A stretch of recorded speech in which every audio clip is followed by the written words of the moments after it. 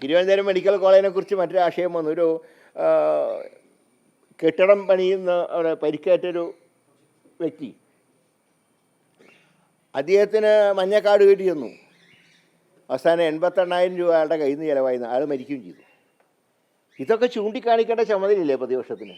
പക്ഷെ മന്ത്രി പറയുന്നത് LDF UDF കാലത്തെ താരതമ്യത്തിന് വെല്ലുവിളിക്കുന്നുണ്ട് മന്ത്രി. അല്ല, എന്ന് വിചാരിച്ചിട്ട് ഇപ്പോൾ ഫണ്ട് വിനിയോഗിച്ചിട്ട് എന്താ?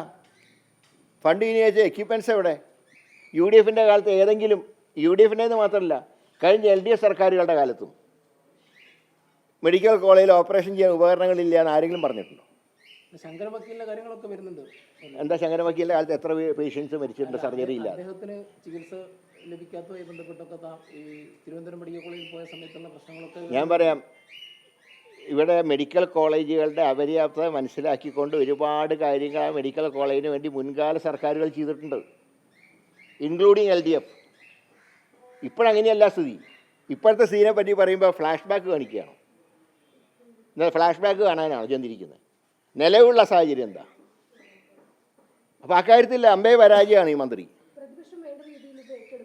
തീർച്ചയായും ഞങ്ങൾ ഏറ്റെടുക്കുന്നുണ്ട്. അപ്പോഴാണ് അനാവശ്യമായിട്ടുള്ള ഓരോ വിവാദങ്ങൾ ഉണ്ടാക്കുന്നതിൻ്റെ ഇടയിൽ എല്ലാ വിവാദങ്ങളും ഈ മുണ്ടക്കൈ ചൂരൽമല വിഷയത്തിൽ കോൺഗ്രസിന് ഭൂമി പറഞ്ഞ വീട് ഞങ്ങൾ വെച്ച് കൊടുത്തിരിക്കും. വൈകിയോ കോൺഗ്രസ് കുറച്ച്? അതിന് സർക്കാർ ചെയ്തിട്ടുണ്ടോ? സർക്കാർ ചെയ്തിട്ടുണ്ടോ? ലീഗ് ചെയ്തിട്ടുണ്ട്, ഞങ്ങളും ചെയ്യുന്നുണ്ട്. ആ കാശൊക്കെ ഞങ്ങൾ പിരിച്ചിട്ടുണ്ട്. വ്യക്തമായിട്ട് ഞങ്ങൾ കെട്ടാൻ വെച്ച് കൊടുക്കുകയും ചെയ്യും. വൈകിട്ടില്ല, ഒട്ടും വൈകിയിട്ടില്ല. സ്ഥലം കിട്ടിയാലേ വയ്ക്കാൻ പറ്റും. ആവശ്യപ്പെട്ടിട്ടുണ്ട്, എന്നേ ആവശ്യപ്പെട്ടിട്ടുണ്ട് ഞങ്ങൾ. ചെയ്യുന്നില്ല. മോണിറ്റർ ചെയ്തിട്ടുണ്ടെങ്കിൽ ഇങ്ങനെ വരില്ലല്ലോ. മോണിറ്റർ ചെയ്യണ്ടേ? ഏതാ? അതൊന്നും ഇപ്പം ചർച്ച ചെയ്യേണ്ട വിഷയമാണോ അത്? ഞാൻ ഒരു കാര്യം പറയാം. ഖദറും കളറുമായിട്ടുള്ള താരതമ്യം ശരിയല്ല. ഖദറിൽ ഒരുപാട് കളർ വസ്ത്രങ്ങളുണ്ട്, അത് ആരും മനസ്സിലാക്കണ്ട. ഇഷ്ടമുള്ളത് ധരിക്കുക എന്നുള്ള അഭിപ്രായം എനിക്ക്. ഞാൻ രണ്ടും ഉപയോഗിക്കാറുണ്ട്. നിങ്ങൾ എന്നെ കണ്ടിട്ടുണ്ടല്ലോ, ഡൽഹിയിൽ എൻ്റെ വേഷം കണ്ടിട്ടുണ്ടല്ലോ. അപ്പോൾ ഞാൻ ഖദർ മാത്രമേ ധരിക്കൂ ഞാൻ പറഞ്ഞിട്ടില്ല. പിന്നെ വേറൊരു കാര്യമുണ്ട്, ആ കാലഘട്ടത്തിൽ ഖദറല്ലാതെ മറ്റൊരു ഉൽപ്പന്നം ഇന്ത്യയിലുണ്ടായിരുന്നില്ല. ഇന്ന് നമ്മൾ പലവിധം തുണിത്തരങ്ങൾ ഉൽപ്പാദിപ്പിച്ച് വിദേശത്തേക്ക് കയറ്റി അയക്കുക. പക്ഷേ ഖദർ മേഖല സംരക്ഷിക്കണം, മറ്റൊന്നും കൊണ്ടല്ല. ഒരുപാട് സാധാരണക്കാരുടെ മേഖലയിൽ ജോലി ചെയ്യുന്നുണ്ട്. അത് ഈ വസ്ത്രം മാത്രമല്ല, ചെരുപ്പ്, അതുപോലെ തന്നെ മറ്റ് ഉൽപ്പന്നങ്ങളൊക്കെ ഈ മേഖലയിൽ ഉൽപ്പാദിപ്പിക്കുന്നുണ്ട്. അപ്പോൾ ആ മേഖലയെ നമ്മൾ സംരക്ഷിക്കണം. അതല്ലാതെ അത് ഞാൻ തന്നെ ഇടയ്ക്ക് ഖദറിടാറില്ലേ, പിന്നെന്തിനാ? പിന്നെ മറ്റുള്ളവരെ ഒരു കുഴപ്പമില്ല. അതെ, ഇപ്പം ഞാൻ ഇത്രയും സീരിയസ് ആയിട്ടുള്ള വിഷയങ്ങൾ ചർച്ച ചെയ്യുമ്പോൾ ഇതൊക്കെ ചർച്ച ചെയ്യേണ്ട ഒരു വിഷയമാണ്. അപ്പോൾ കാര്യങ്ങളുടെ ഗൗരവം മനസ്സിലാക്കി എല്ലാവരും പ്രവർത്തിക്കണം എന്ന് ഞാൻ പറയുന്നത്. അല്ല, അത് തന്നെയാണ് പറയുന്നത്. അത് ശരിയല്ല ആര് പറഞ്ഞാലും. മറ്റൊരു വിഷയം, പുനരധിവാസവുമായി ബന്ധപ്പെട്ടുകൊണ്ട് കോൺഗ്രസ് എന്തുകൊണ്ടാണ് സർക്കാരിനോട് സഹകരിക്കാത്തത്? അങ്ങനെ സഹകരിക്കാതെ മാറി നിൽക്കുകയായിരുന്നെങ്കിൽ പ്രതിപക്ഷ നേതാവിനൊക്കെ ആ കമ്മിറ്റിയിൽ നിന്ന് മാറും, അങ്ങനെ എന്തെങ്കിലും ചെയ്യാമായിരുന്നില്ല? അങ്ങനെ ഞങ്ങൾ പറഞ്ഞു, ഞങ്ങൾ വീട് വെച്ച് കൊടുക്കുന്നുണ്ട്, അത്രയും മതി.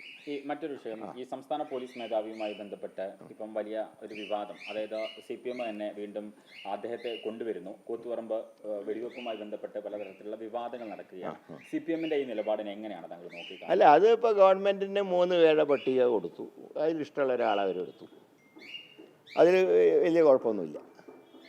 മാത്രമല്ല, ഭാവിയിലൊക്കെ മാറ്റം ഉണ്ടാകുമ്പോഴും ഒരു മാറ്റം ഇക്കാര്യത്തിൽ വേണ്ടി വരില്ല ഭാവിയിൽ. അല്ല, അതിപ്പോൾ അവരുടെ കാര്യമാണ്. ഞാൻ പറഞ്ഞ 3 അംഗ പട്ടിക കൊടുത്തു, അതിൽ ഒരാളെ സെലക്ട് ചെയ്തു. അതിൽ കുറ്റം പറഞ്ഞുകൂടാ, അതിൽ കുറ്റം പറഞ്ഞുകൂടാ. പക്ഷേ വേറൊരു കാര്യം മനസ്സിലാക്കേണ്ടത്, ഇനി പുഷ്പനെ അറിയാമോ എന്ന് ഞങ്ങളോട് ചോദിക്കണ്ട. ഞങ്ങളോട് ചോദിച്ചാൽ ഞങ്ങൾ ചോദിക്കും റവാഡേനെ ഓർമ്മയുണ്ടോ എന്ന് ഞങ്ങൾ ഇരിക്കുക, അത്രയേ ഉള്ളൂ. അല്ലാണ്ട് വേറെ ഒന്നുമില്ല.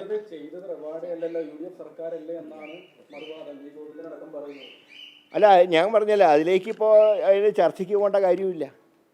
കാരണം ആ രക്തസാക്ഷിത്വത്തിന് ഒരു വിലയും കൽപ്പിക്കാതെ ഇവർ അന്ന് സ്വാശ്രയത്തിനെതിരായിട്ടാണ് സമരം ചെയ്തു. ഇപ്പോൾ ഒക്കെ പ്രൈവറ്റൈസ് ചെയ്തു. നമ്പർ 1. റവാഡേനെ DGP ആക്കണം ഞങ്ങളും ആവശ്യപ്പെട്ടിട്ടില്ല. പൂർണ്ണമായിട്ട് സർക്കാരിൻ്റെ നിയന്ത്രണത്തിലാണ്. സർക്കാർ ഇഷ്ടമുള്ള ചെയ്തോട്ടെ, അത് ഞാൻ കുറ്റം പറയുന്നില്ല. കേന്ദ്ര സർക്കാരുമായുള്ള ഡീലിന്റെ ഭാഗമാണ് റവാഡ ചന്ദ്രശേഖരന്റെ നിയമനം എന്നാണ് KC വേണുഗോപാൽ പറഞ്ഞത്. അതിന് തള്ളാണോ? അത് തള്ളേണ്ട ആവശ്യമില്ല. അദ്ദേഹം അഖിലേന്ത്യാ കാര്യങ്ങൾ സംസാരിച്ചാണ്. എനിക്ക് ഇവിടുത്തെ കാര്യം അറിയൂ, അതുകൊണ്ടാണ് ഞാൻ പറഞ്ഞത്.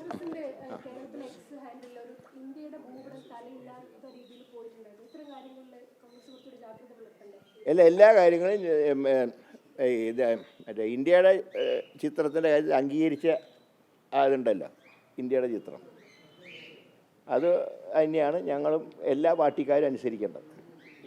അല്ലാണ്ട് അഫ്ഗാനിസ്ഥാനെ ഒന്നും ഇന്ത്യയോട് കൂടെ ചേർക്കരുത്. ഇപ്പം നിലമ്പൂരിലെ തെരഞ്ഞെടുപ്പൊക്കെ കഴിഞ്ഞു. ഇനിയിപ്പം തദ്ദേശ തെരഞ്ഞെടുപ്പാണ് പ്രധാനമായിട്ടും. അതേപോലെ ഞങ്ങൾ ഒരുമിച്ച് നിൽക്കും. അതിനുള്ള ഒരുക്കങ്ങളൊക്കെ തുടങ്ങിയ മുന്നൊരുക്കങ്ങൾ വളരെ കാര്യമായിട്ട് മുന്നോട്ട് പോയിട്ടുണ്ട്. ഇപ്പോൾ തിരുവനന്തപുരത്തെ ചുമതലയാണ് എനിക്കുള്ളത്. ഞങ്ങൾ 12 മേഖലകളായി തിരിച്ച് അതിൻ്റെ കാര്യങ്ങൾ ആരംഭിച്ചു കഴിഞ്ഞു. വോട്ട് ചേർക്കുന്ന പ്രക്രിയ ഉൾപ്പെടെ തീർച്ചയായിട്ടും വരും. ഏതാ മത്സരിക്കേണ്ട കാര്യമൊക്കെ പാർട്ടി നേതൃത്വം തീരുമാനിക്കുക. ഇപ്പം അതിനെക്കുറിച്ച് അല്ല ചിന്തിക്കേണ്ടത്. ഇപ്പം ലോക്കൽ ബോഡി ഏതാ തീർച്ചയായിട്ടും. ശരി.